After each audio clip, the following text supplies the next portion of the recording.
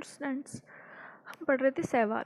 शैवाल के बारे में शैवाल था हमारा थैलोफाइटा ग्रुप से, जिसमें हमने उनके वासस्थान के बारे में पढ़ लिया था, उनका लैंगिक जनन पढ़ लिया था, यानी कि उनके जनन के बारे में पढ़ लिया था। तो लैंगिक जनन में हम पढ़ रहे थे उनके विषम युग्मकी किस टाइप के होते हैं, समयुग्मकी किस टाइप के होते हैं और अंडयुग्मकी किस टाइप के होते हैं। अब जानते हैं शैवालों का आर्थिक महत्व, कि शैवालों का जो आर्थिक महत्व है यानी कि वो आर्थिक रूप से हमारे लिए किस तरह उपयोगी हो सकते हैं।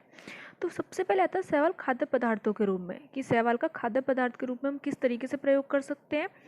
तो जो शैवाल होते हैं उनमें कार्बोहाइड्रेट, प्रोटीन और अकार्बनिक तत्व और विटामिन ये प्रचुर मात्रा में पाए जाते हैं, इसलिए ये खाद्य पदार्थ के रूप में उपयोग किए जाते हैं। जैसे कि एक शैवाल है क्लोरेला। क्लोरेला में क्या होता है कि इसमें जो प्रोटीन होती है वो 40% पाई जाती है, इसीलिए इसे खाद्य पदार्थ के रूप में प्रयोग किया जाता है। दूसरा होता है हमारा स्पायरुलिना। स्पायरुलिना जो होता है ये हमारा काफ़ी महंगा शैवाल है। ये क्या होता है कि जो अंतरिक्ष यात्री होते हैं वो इसे खाद्य पदार्थ के रूप में प्रयोग करते हैं, क्योंकि इसमें 14% प्रोटीन पाई जाती है और वो जब कभी अंतरिक्ष में सफ़र करते हैं तो वो इस शैवाल को अपने साथ लेकर चलते हैं।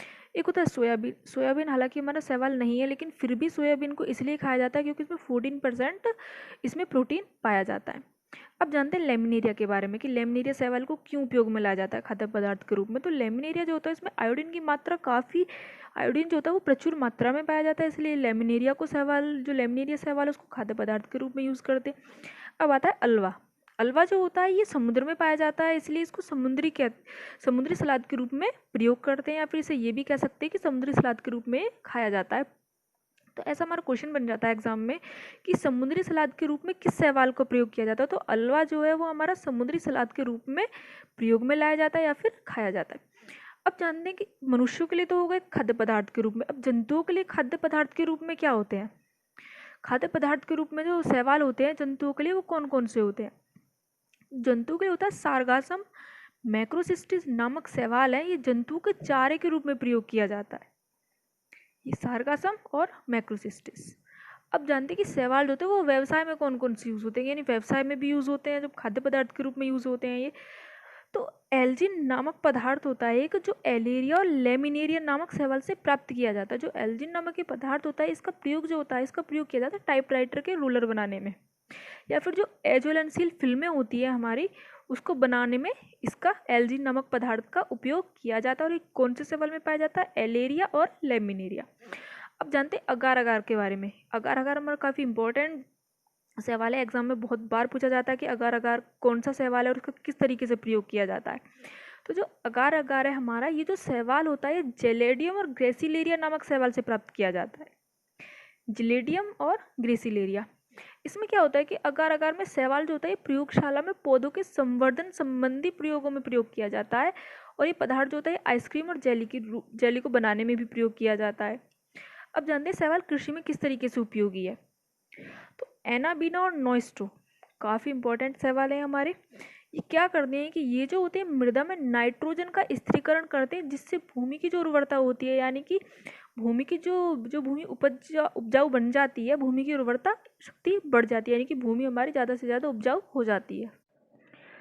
अब जानते हैं शैवाल जैव अनुसंधान में किस तरीके से उपयोगी है। तो शैवाल जो होते हैं वो क्या करते हैं, वो प्रकाश संश्लेषण की क्रिया करते हैं, क्योंकि इनमें क्लोरोफिल पाया जाता है, इसीलिए प्रकाश संश्लेषण की क्रियाओं का आधुनिक ज्ञान क्लोरेला नामक शैवाल पर किए गए प्रयोग तथा अनुसंधानों पर आधारित। जो क्लोरेला शैवाल है उसमें जो उसके बारे में जानते हैं हम, क्लोरेला के बारे में, यानी जितनी भी हमें नॉलेज है उसके बारे में, वो किस लिए, क्योंकि उसके ऊपर जैव अनुसंधान में प्रयोग किए गए हैं।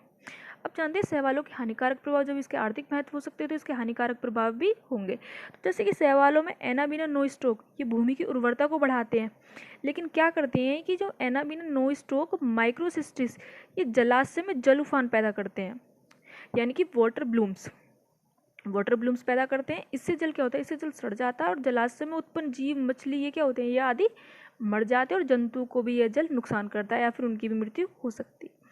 अब जानते हैं शैवालों का वर्गीकरण। शैवालों का वर्गीकरण हमारा बहुत ज़्यादा इंपॉर्टेंट है, इसलिए इसको अच्छे से देखेंगे।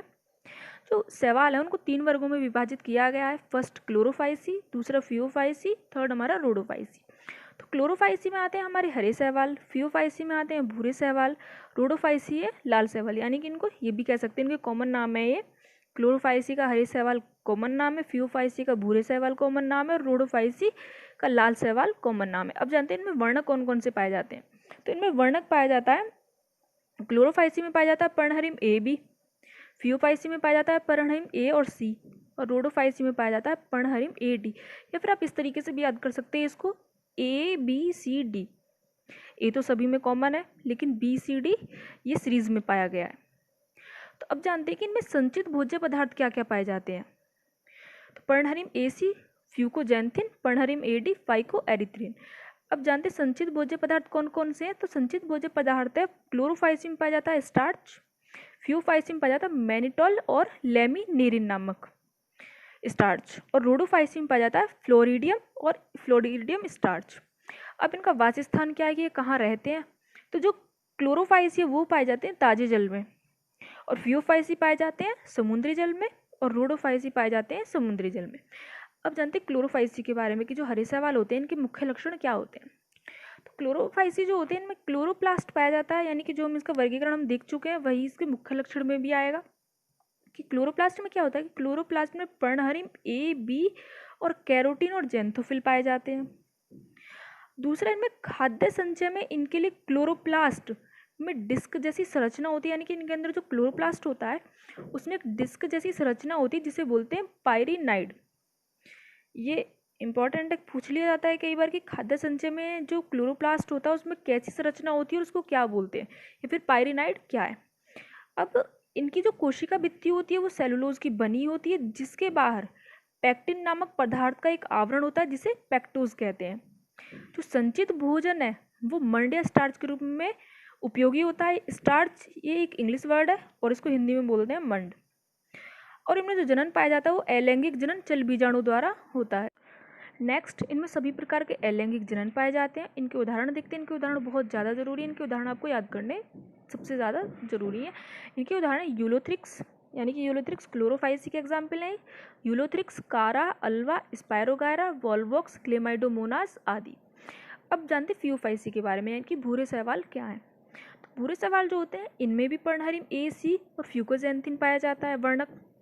इनकी जो कोशिका भित्ति है वो भी सेलुलोज की बनी होती है, लेकिन इनके बाहर एल्जिन की बनी जिलेटिनस कोड की बनी होती है। इनके जो बाहर एल्जिन आवरण होता है वो जिलेटिनस कोड का बना होता है। इनका जो पौधा होता है वो मुख्यतः होल्ड फास्ट के आधार से लगा रहता है। इसमें एक वृंत स्टॉक होता है, वृंत बोलते हैं उनका जो तना होता है, और वृंत स्टॉक कहते हैं। स्टाइप होती है इसमें एक, और इसमें एक पत्ती जैसी संरचना जिसको बोलते हैं फ्रॉन्ड। इनमें जो संगृहीत भोज्य पदार्थ है वो मैनिटोल लेमिनेरिन स्टार्च के रूप में पाया जाता है। इनके उदाहरण है फ्यूकस, सार्गासम, लेमिनेरिया, डिक्टियोटा और इक्टोकार्पस।